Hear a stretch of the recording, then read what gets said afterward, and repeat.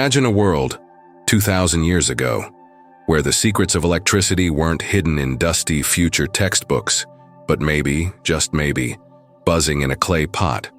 For decades, this unassuming artifact sat in a museum storage room, quietly challenging everything we thought we knew about the ancient world. It's called the Baghdad Battery.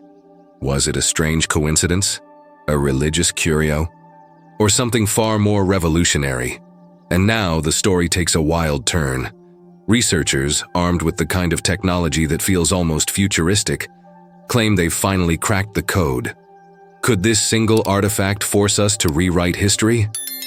Get ready, because the answers unearthed are turning our understanding of ancient science completely upside down. We're looking at what some believe might be a lost technology, a whisper of ingenuity from a time long before the history books tell us electricity was understood. While some speculate about events as far back as the apocalypse around 12,800 years ago, wiping knowledge from human memory, a fascinating, albeit fringe idea. The mystery we're focusing on today centers on an artifact from a much more recent, yet still ancient, period. A puzzle that has stumped experts, sparked fierce debate, and refused to give up its secrets. Until perhaps now. Could advanced scientific analysis, perhaps even involving principles explored in cutting-edge fields like quantum computing research, finally unlock one of archaeology's most enduring enigmas? The Baghdad Battery. For the longest time, it was just an ancient jar, a curious relic. But now, researchers utilizing the power of modern scientific tools are making incredible claims. They believe they've finally cracked the code behind this artifact's purported electrical feats. This isn't just another theory. If confirmed, this is a game-changing discovery. It forces us to reconsider the capabilities of ancient civilizations, and could mean we are truly on the brink of rewriting significant chapters of history. This is the start of an ancient mystery unfolding right before our eyes. For decades, researchers, historians, and simply curious history lovers have been captivated by a surprisingly simple-looking clay container. It sits quietly today, a silent witness to history, in the National Museum of Iraq. This artifact, known globally as the Baghdad Battery, has ignited passionate debates ever since its discovery back in 1936. Picture this. A German archaeologist, Wilhelm König, was doing fieldwork near Baghdad. He stumbled upon this seemingly ordinary clay jar, but something about its internal arrangement caught his trained eye. Inside, nestled within, was an odd combination: a copper cylinder, an iron rod, and a layer of bitumen, that naturally occurring asphalt, that seemed intentionally placed to insulate the two different metals from each other. Imagine König holding this jar in his hands. He was a scientist, an archaeologist, a keen observer. And as he examined the copper, the iron, the insulating bitumen, something clicked. This arrangement, it reminded him, perhaps startlingly, of a modern galvanic cell, a basic battery. At that time, the late 1930s, the very idea of an ancient artifact, a humble jar from the distant past, sparking questions about electricity, chemistry, and even medicine, felt almost unbelievable. Nobody expected it. The age of the jar became a crucial point of contention. It's typically traced back to the Parthian period. The Parthian Empire was a powerful force in ancient Mesopotamia, spanning from roughly 250 BCE to 224 CE. Just think about that time frame. This dating alone immediately grabbed people's attention. Why? Because the classic textbooks, the standard history of science narratives, gave most of the credit for early electrical experiments, the deliberate generation and study of electric current, to figures like Alessandro Volta in the late 18th and early 19th centuries. Volta, with his voltaic pile, is often credited with creating the first true battery capable of providing a continuous electric current. But König's find suggested something radical. It hinted that thousands of years before the Enlightenment, before Volta, before Franklin's kite, people in Mesopotamia might have possessed a basic, perhaps empirical understanding of how to create an electric current. This wasn't just a historical curiosity anymore. It was a direct challenge to the established timeline of scientific discovery. It posed a fundamental question. Could the knowledge of generating electricity be far, far older than we ever imagined? In the decades that followed Koenig's discovery, the Baghdad Battery became a lightning rod for speculation. Was it used for electroplating delicate items, applying a thin layer of precious metal like gold or silver onto another object? The idea of ancient artisans electroplating jewelry or artifacts was certainly intriguing. Could it have been used for storing sacred scrolls, perhaps with the metal components playing some symbolic or preservative role? Or, perhaps most intriguingly, was it used for something medical, offering mild electric therapy, a subtle shock for healing? Many debates rose up around its potential function. Early tests were conducted, including the creation of careful replicas of the jar using similar materials. These tests showed that when the replica jars were filled with acidic solutions commonly available in the ancient world, substances like vinegar, grape juice, or other fruit juices, the contraption could indeed generate a small electrical voltage. Results typically hovered around 0.5 volts or so. Generating half a volt might not sound like much today. A standard AA battery is about 1.5 volts, but it was enough to make the electroplating hypothesis very tempting. It seemed plausible that ancient Parthians had stumbled upon a way to plate metals. Some experiments seemed to reinforce this idea. By hooking multiple replica jars together in a series, connecting the positive terminal of one to the negative of the next, just like connecting modern batteries, one could achieve enough voltage to perform basic electroplating, albeit on a very small scale. Yet, there was considerable disagreement about how practical this would have been in the ancient world. Skeptics raised valid points. Was the current generated consistent enough for effective electroplating? Would it take an impractically long time? And think about the messy reality of hooking together many ancient clay jars, potentially leaking or breaking. These practical challenges ran strongly against the idea of widespread, industrial-scale electroplating, using such devices for many scholars. Despite these points of contention and the lack of definitive proof, the sheer possibility that an ancient civilization had stumbled upon electrical knowledge, even if just empirically, kept people fascinated. The Baghdad Battery wasn't just an artifact. It was a symbol of lost potential, a hint that the past might be far more complex and technologically surprising than we gave it credit for. Through times of war, political upheaval, and museum closures, the device sat, sometimes forgotten, sometimes debated. It was incredibly fortunate that the Baghdad Battery survived the widespread looting that occurred in the early 2000s, when many other important pieces vanished from the museum's displays. But it did survive, and it emerged again onto the world stage, sparking renewed debate each time a new test or replica was shown on television or discussed in academic circles. Remember the show Mythbusters? In 2005, they famously took on the challenge. They tested replicas of the Baghdad Battery using various acidic solutions. By hooking several together in series, they did manage to produce a small, visible electroplated layer on a metal object. Their conclusion? The electroplating scenario was deemed plausible, meaning it could have been done. But they also noted it wasn't necessarily something that had wide or industrial use. Some scholars continued to suggest it might be connected to religious ceremonies, perhaps for a ritualistic purpose, or even to create a small, awe-inspiring effect. Others tied it to medical treatments, proposing it delivered a mild, perhaps therapeutic shock. A few even ventured into more esoteric claims, like it being used for plasma attraction, believing it might attract strange lightning-like discharges.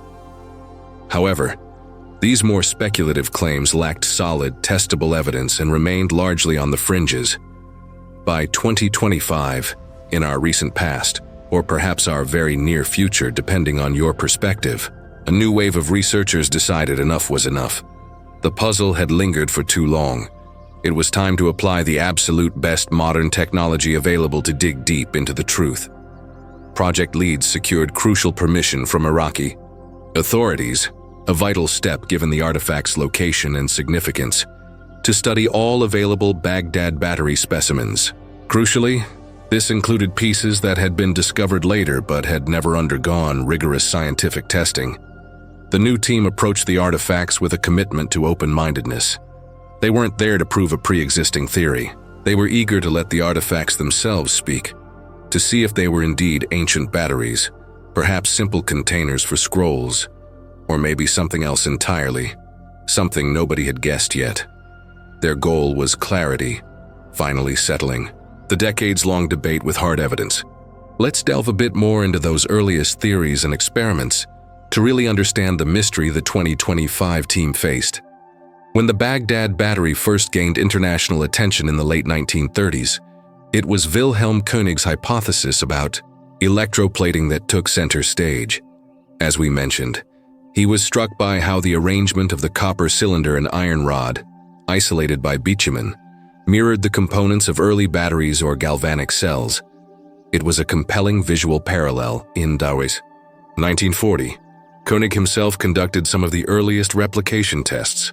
He took his own carefully constructed replicas of the jar, filled them with grape juice, a readily available acidic liquid in the ancient world, and measured the output. He managed to get about half a volt of electricity. For the time, this was incredibly intriguing. It was significant enough to be featured in academic journals, sparking interest among scientists and historians. However, many researchers of the era remained skeptical, dismissing it as a mere curiosity without firm proof of a real, practical ancient application. It was a neat trick, but was it used? During the mid-20th century, sporadic tests and discussions popped up in different labs and papers around the world. The idea persisted. Some scientists pushing back against the battery idea suggested the jar might simply have been used for storing religious texts or fragile scrolls, perhaps with the metallic parts being purely incidental, maybe just internal supports or even decoration. But the ongoing findings about voltage outputs from replications kept the excitement alive, particularly for those who loved the idea of an advanced, perhaps technologically surprising, ancient world. By the 1970s, interest was still high. Dr. Anna Edgar, for instance, attempted to recreate the electroplating process more directly. She reportedly used grape juice as the electrolyte and tried electroplating a thin layer of gold onto a silver object using a Baghdad Battery replica. She claimed partial success. However, she didn't keep thorough records of her methods, the duration, or the precise results. This lack of detail made it incredibly difficult for others to verify her claims or replicate her experiments in detail. That lingering uncertainty made it hard for the wider academic community to decisively conclude whether electroplating was truly feasible or routinely practiced in ancient times using these devices. Then, in 1999, a broader audience got a dramatic, visual demonstration when the BBC's Horizon program showcased a demonstration. They hooked up a replica of the Baghdad Battery, filled with an electrolyte, and managed to light a small LED light. This seemed eye-popping to the average viewer. Proof, ancient electricity. But critics were quick to point out that modern LEDs require very, very little current to light up. Using an LED as proof of elaborate ancient technology was, they argued, perhaps an overreach. Even so, the demonstration vividly revived the conversation about whether the Parthians actually used such devices in a daily or frequent capacity. It reignited the public's imagination about what ancient people might have been capable of. As mentioned, in 2005, the Mythbusters team took their shot. They built several replicas, experimented with different acidic solutions like vinegar or grape juice, and hooked them up in series. Their goal was clear: see if they could realistically plate a small figurine with metal. And as we know, they did manage to deposit a faint layer of metal, enough for them to label the possibility plausible. However, their show also highlighted the practical difficulties. Hooking up enough jars to do large-scale plating, say, of a significant artifact or a piece of armor would have been incredibly cumbersome. Plus, the team found that the current produced could be inconsistent, making it doubtful that people relied on them on anything resembling an industrial scale. All of these tests and speculations cemented the Baghdad Battery's reputation as a possible early example of electrical technology, but nothing was ever absolutely confirmed. The evidence was suggestive, tantalizing, but not conclusive. Some argued that the low voltages observed were simply a natural electrochemical effect that would occur when different metals and liquids were combined, an effect that might have been noticed, but not necessarily harnessed purposefully. They felt the voltage was too low, the current too inconsistent for intentional use. Others felt strongly that the deliberate design, particularly the presence of the bitumen seal insulating the metals, and certain other design details, strongly indicated a real intended purpose as a battery, even if a weak one. Still others postulated the symbolic or medical role. By the early 2000s and the 2010s, it was clear that the artifact, or rather the collection of artifacts, was badly in need of a fresh approach. The decades of guesswork, small-scale, replications with uncertain results, and theoretical debates weren't settling the matter. A rigorous, systematic study using the latest archaeological and chemical analysis tools, rather than just replicating and measuring voltage, was desperately needed, and that's exactly what happened. Discoveries that challenged assumptions began to emerge. As the years went on, it turned out that the original Baghdad Battery wasn't unique. More items labeled as Baghdad Batteries were discovered over time and subsequently tucked away in museum storage, their significance perhaps not fully appreciated, or resources lacking for their study. About 5 additional pieces, remarkably similar to the original, had been found in the 1960s, but they had received relatively little attention. They were recognized as similar clay jars containing copper cylinders and iron rods, but no major scientific tests were ever done on them. Part of the problem, as is often the case in archaeology and scientific research, was funding. Advanced analysis is expensive. Part of it was the political instability in the region, making access and long-term projects difficult. And a significant part was simply the fact that many specialists were not on the same page about whether these artifacts were truly connected to electricity at all, leading to a lack of unified effort to study them. But as the 2020s progressed, leading to the pivotal year of 2025 in this narrative, a new team was indeed formed. It was placed under the capable leadership of Dr. Amamira Hassan, an Iraqi-American archaeologist with a deep personal interest in the ancient technology of Mesopotamia, her ancestral homeland. She understood the significance of these artifacts, not just as museum pieces, but as potential keys to unlocking lost knowledge. Crucially, she partnered with experts from a diverse range of fields: material science, to understand the stuff the artifacts were made of, chemical analysis, to figure out what had been inside them, and history of science, to provide context and interpret findings. This wasn't a team interested in half measures or more guesswork.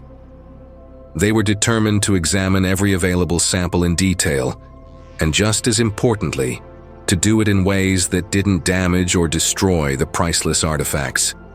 The Iraqi Ministry of Culture, recognizing the global importance of these jars and the lingering questions they represented for Mesopotamian culture, granted them full access. It was a remarkable act of trust and collaboration, essential for the project's success. They began testing each jar or fragment meticulously, applying non-destructive methods first. Think of it like giving the ancient artifacts a thorough medical checkup without even scratching the surface. This included portable X-ray fluorescence, PXRF, a handheld device that can quickly pinpoint the elemental composition of materials by zapping them with X-rays and reading the resulting energy signatures.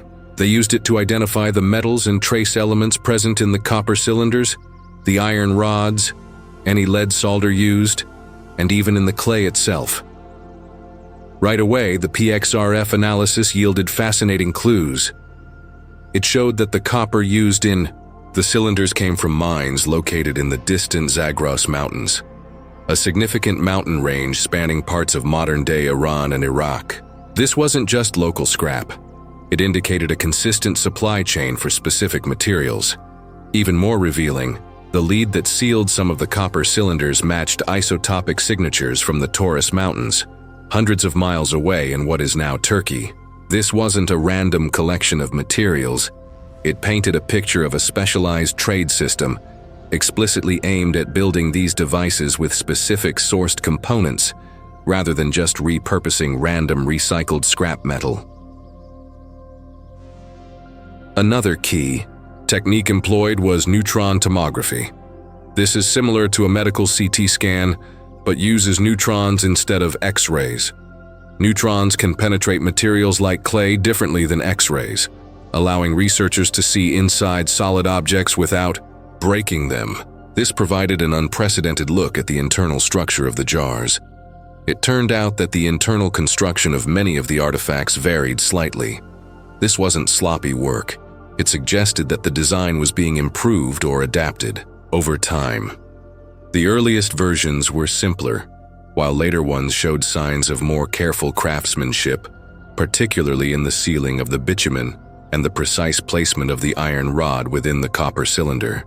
Electron microscopy also played a role, allowing researchers to examine the surface of the materials at extremely high magnification. This revealed small, consistent tool marks. These weren't random scratches. They gave signs that ancient artisans had worked these jars in a refined, perhaps standardized way. The repeated patterns hinted strongly at specialized workshops, possibly even dedicated entirely to constructing these specific items. Nobody had expected such a variety of improvements across centuries, which is precisely what the researchers saw when they were able to place the jars in a likely chronological order based on their styles and context. It suggested that people were seriously experimenting with these devices, refining their design over hundreds of years. This made the idea of a deliberate, functional purpose, whatever that purpose might be, even more likely.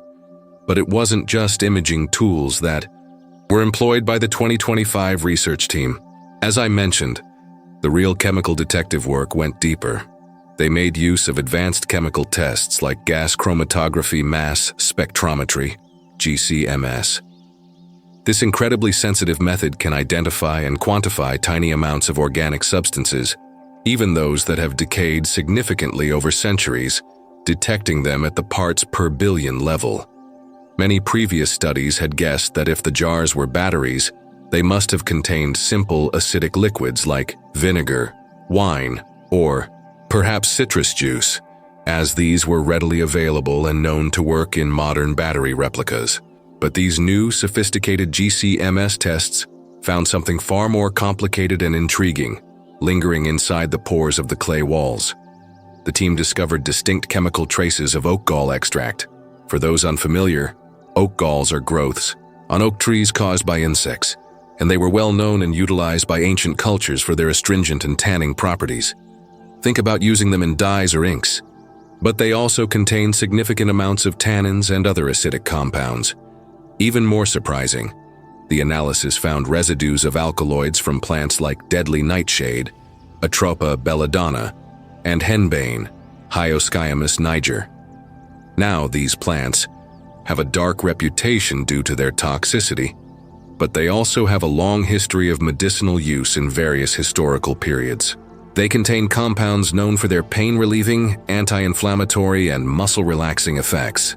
Crucially, these compounds, the oak gall tannins and the plant alkaloids, were found in specific proportions and mixtures within the clay. This suggested they hadn't just randomly leached in from the surrounding soil over time. Instead, it pointed strongly towards someone in the Parthian Empire having deliberately formulated these specific mixtures on purpose, likely for a specific application within the jar. In addition, analysis of the iron rods themselves using techniques like X-ray diffraction, which identifies the crystalline structure of materials and deposits, revealed slight deposits of zinc and silver. The pattern of these deposits was almost uniform across the various jars tested, hinting that some controlled, consistent electrochemical process had repeated itself inside these devices. Remember the earlier debates about electroplating? Finding some silver and zinc makes sense if those were being plated, but the levels found turned out to be quite low overall, as we'll discuss further. Isotope studies, similar to those used for sourcing the lead, also showed that the lead tin solder included in the construction of the copper cylinders came from very specific mountain sources, confirming the earlier PXRF findings. This combination of sourced materials, specific copper, specific lead solder, specific chemicals, wasn't random. The materials seemed to be deliberately chosen, likely for their consistent performance in whatever the jar's intended function was. Perhaps the most unexpected and compelling clue came from residue analysis that tested positive for human blood proteins and signs of inflammation markers. Think about that for a second. Human biological traces found inside these jars, combined with the presence of those medicinal alkaloids from nightshade and henbane, which are known pain relievers and anti-inflammatories. This pointed incredibly strongly toward a medical purpose. The possibility that these jars were used to deliver very mild electric shocks together with beneficial plant extracts, perhaps to treat wounds, sore muscles, or chronic pain, took on dramatic new credibility in light of these biochemical results. All these advanced tests were conducted with a serious commitment to transparency and rigor. The researchers published their data along the way, inviting colleagues from around the world, chemists, historians, other archaeologists, material scientists, to check their methods, scrutinize their findings, and weigh in on the interpretation. This collaborative approach was key. Experts from different fields each added a crucial piece to the complex puzzle, and the puzzle pieces started fitting together in surprising ways. Historians, armed with the new findings, revisited ancient texts from the Parthian period and surrounding regions. They uncovered certain descriptions of treatments that mentioned a singing metal therapy, a phrase that had seemed odd, perhaps purely poetic or symbolic in earlier decades. But now, in the context of a device that might deliver a subtle buzzing or tingling feeling when applied to the skin, the phrase singing metal therapy suddenly made perfect literal sense. It sounded exactly like describing mild electrical stimulation. This highlights the crucial role of chemistry in uncovering these clues. People often think of ancient chemistry in very basic terms, perhaps limited to making pottery or extracting simple metals. But the Parthian Empire's knowledge of substances, their properties, and how to combine them was evidently far more sophisticated than many had realized. The presence of oak gall extract inside the jars is particularly compelling. As we noted, oak galls were used for dyes and inks, but they release specific acidic compounds, particularly tannins and gallic acid. These compounds, dissolved in water or another liquid, would serve perfectly as part of an electrolyte solution. Residue, the substance that allows ions to flow between the copper and iron electrodes, generating an electric current. Tannins, which are abundant in oak galls, also have properties that might help stabilize certain metallic ions in solution, potentially influencing the consistency of the current or the deposition of metals. Meanwhile, deadly nightshade and henbane, despite their toxicity, have a long documented history in ancient healing traditions across Eurasia. Ancient healers, operating with empirical knowledge built over generations, sometimes use them in carefully controlled, small amounts, often topically applied to the skin, to help with pain relief, muscle spasms, or reducing inflammation. Finding chemical traces of these specific plants, mixed together in significant amounts, inside jars that could generate a mild electric current, paints a vivid picture. A sophisticated form of electrotherapy combined with potent, plant-based medicine. That is a huge leap in understanding compared to the older, singular assumption that the battery was only for plating gold onto silver objects. The chemical remains also showed minute gold and silver ions embedded in the clay walls of some jars. This suggests that yes, there might have been partial plating happening in some scenarios, or perhaps the device occasionally interacted with gold or silver objects it was used upon.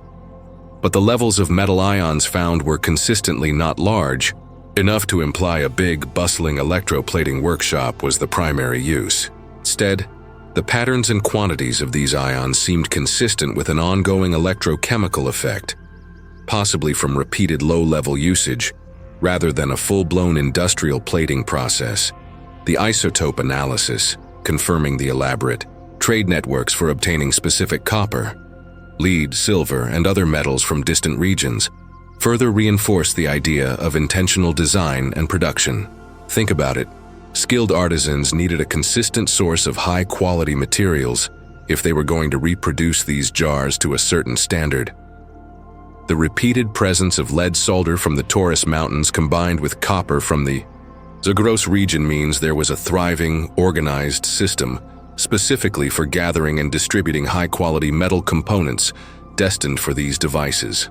The strong suggestion is that these were not randomly thrown together from scrap metal found lying around, but were manufactured with a very intentional design and purpose in mind, using carefully sourced ingredients.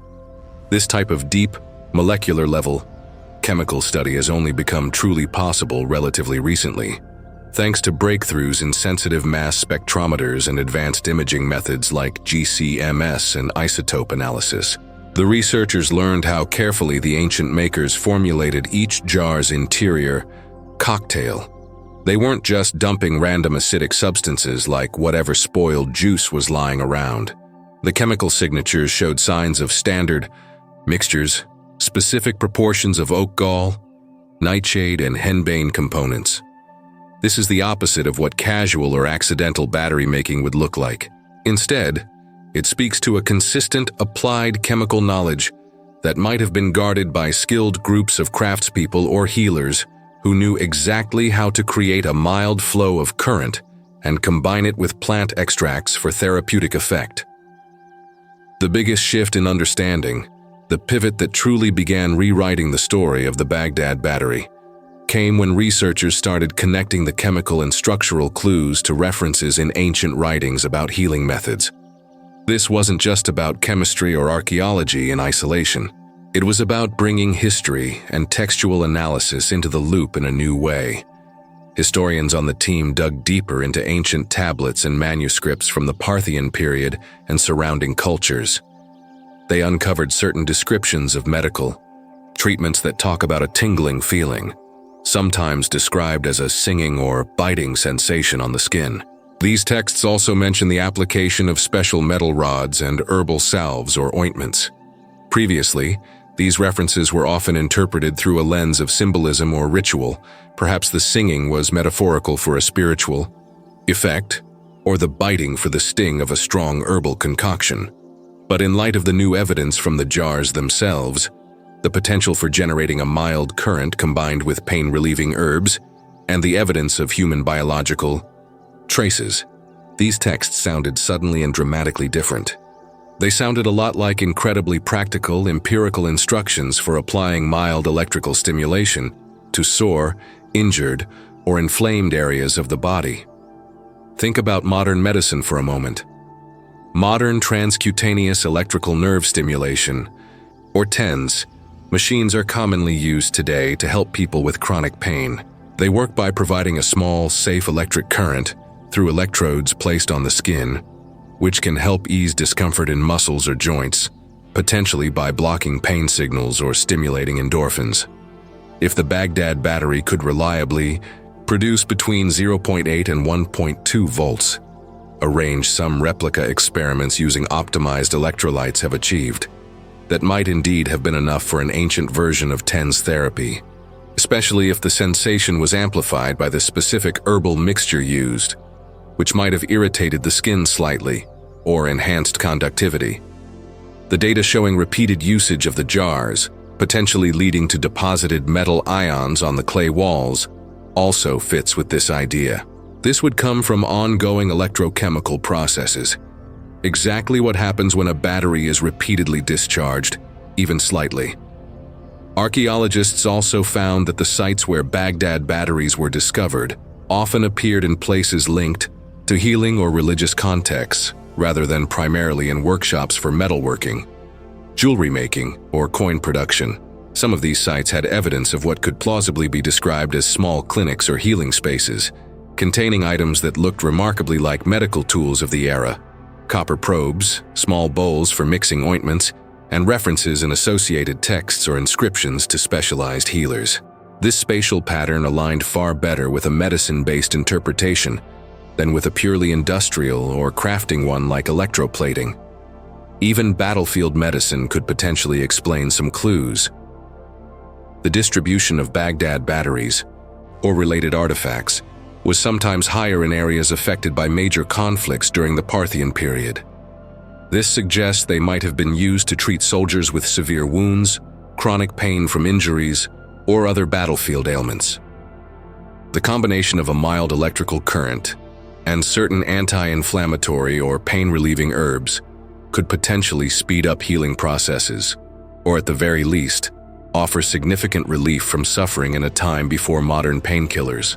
Environmental DNA analysis, performed on soil samples carefully collected from around these jars in their archaeological context, further supported the link to herbal medicine.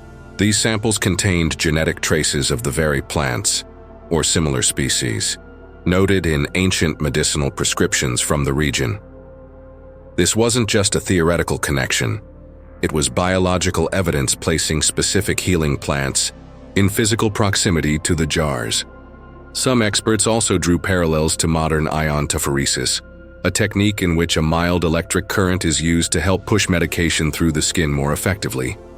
It's entirely possible that a mild current generated by the Baghdad Battery improved the absorption of the beneficial compounds from the herbal extracts, the nightshade, henbane, and oak gall, applied topically to the skin. So, instead of widespread electroplating of metal objects, a process requiring more consistent voltage and significant current, it may have been a targeted therapy for individuals suffering from pain, such as those with arthritis, nerve pain, or injuries sustained in battle or from hard labor. This new outlook on the Baghdad Battery as a medical tool opened up a much more nuanced and sophisticated view of ancient science and healing practices. It shows a practical application of empirically discovered principles, combining different forms of knowledge, electrochemistry and herbalism, for therapeutic purposes.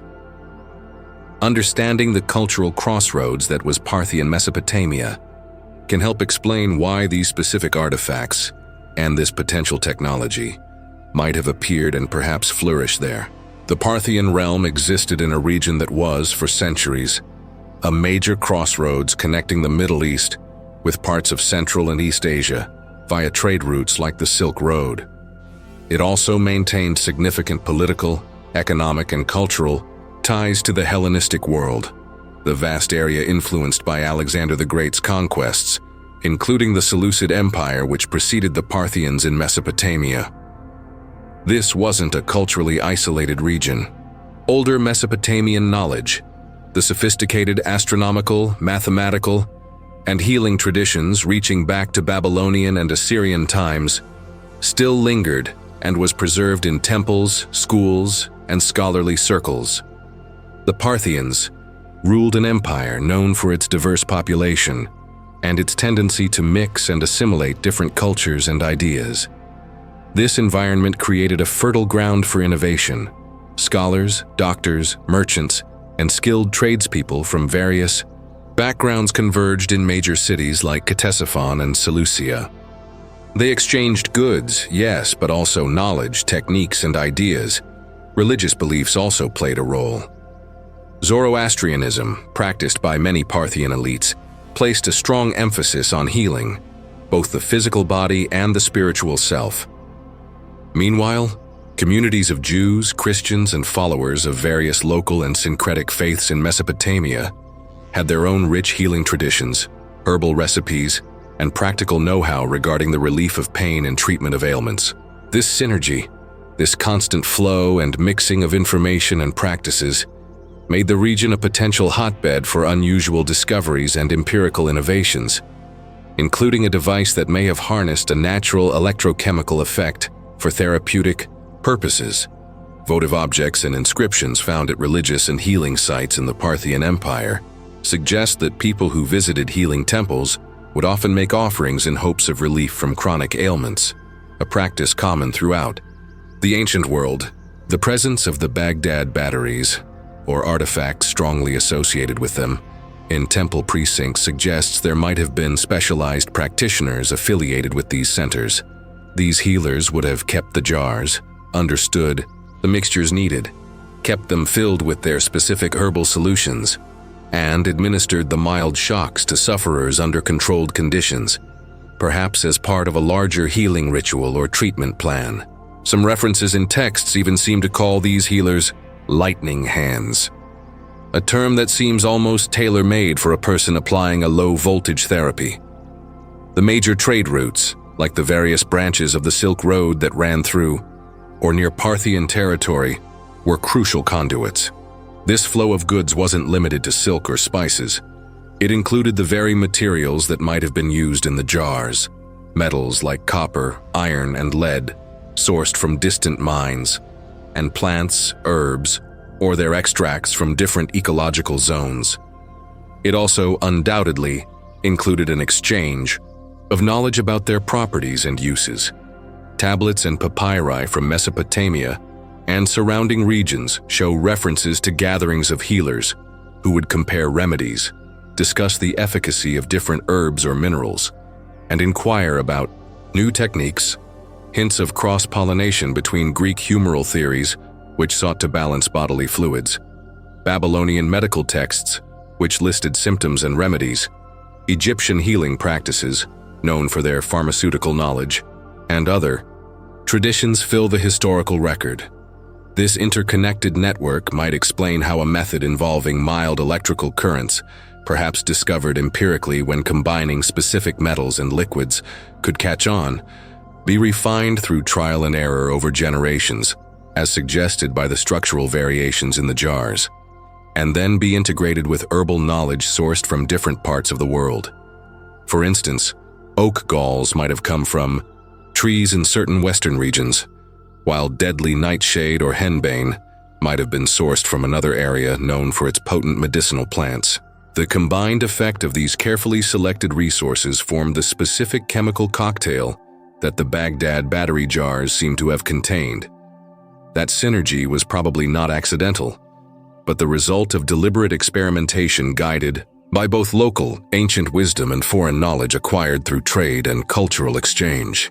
Artifacts related to the Baghdad Battery have even popped up in border cities like Dura Europos, a fascinating outpost where multiple cultures, Parthian, Roman, Syrian, met and mingled. Several shrines and healing spaces uncovered there contained metal rods, jars, and fragments of texts mentioning singing metal therapy, echoing the references found deeper within Parthian territory. This suggests that this therapy wasn't confined to a single location, but might have been offered by traveling specialists who brought their techniques and perhaps even taught locals who had the means and materials to reproduce the devices. Again, the fact that these artifacts appear in settings that emphasize healing, spirituality, and well-being, rather than mass metalworking or manufacturing, points strongly towards a medical or therapeutic role as their primary function. Over time, political changes disrupted this vibrant exchange of knowledge. In 224 CE, the Sasanian Empire, a new Persian dynasty, replaced the Parthians. The Sasanians brought different religious priorities, emphasizing Zoroastrianism more formally, and social structures. Later, the rise of Islam in the 7th century CE further shifted how knowledge was transmitted and preserved across the region. Written texts became increasingly central to scholarship, which was crucial for the spread of learning, but meant that certain craft-based traditions, often passed down through apprenticeship and oral instruction among specific groups of artisans or healers, might have gradually faded if they weren't formally documented or incorporated into the new scholarly canon. By medieval times, explicit references to the use of mild electricity in healing seem to have become rare in the mainstream medical texts that have survived. What remained existed mostly as scattered, perhaps cryptic hints in manuscripts that few could read or fully interpret.